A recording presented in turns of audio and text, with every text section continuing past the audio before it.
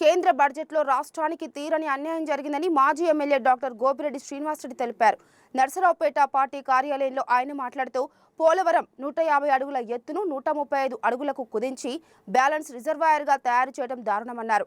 55,000 కోట్ల అంచనాన్ని 30,000 కోట్లకు కుదించడం కేంద్ర చిన్నచూపుకు నిదర్శనమన్నారు. అన్యాయం చేసినా ఎంపీలు మాట్లాడడం లేదని ఆగ్రహం వ్యక్తం చేశారు.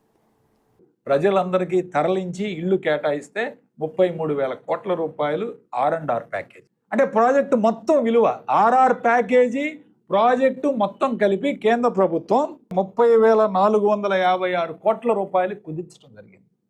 ఇది బడ్జెట్లో కూడా మెన్షన్ చేయడం జరిగింది. అంటే ఈరోజు చూడండి, RR ప్యాకేజ్ తగ్గించారంటే ప్రాజెక్టు డ్యామ్ హైట్ తగ్గించినట్టే.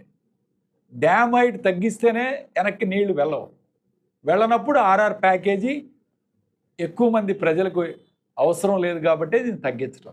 సో దీనివల్ల ఈరోజు రాష్ట్రానికి తీవ్ర నష్టం జరుగుతుంది అనేది వాస్తవం కాదా? బడ్జెట్లో ఇది పెట్టారా లేదా? ప్రజలకు ఎందుకు మీరు తెలియజెప్పట్లేదు?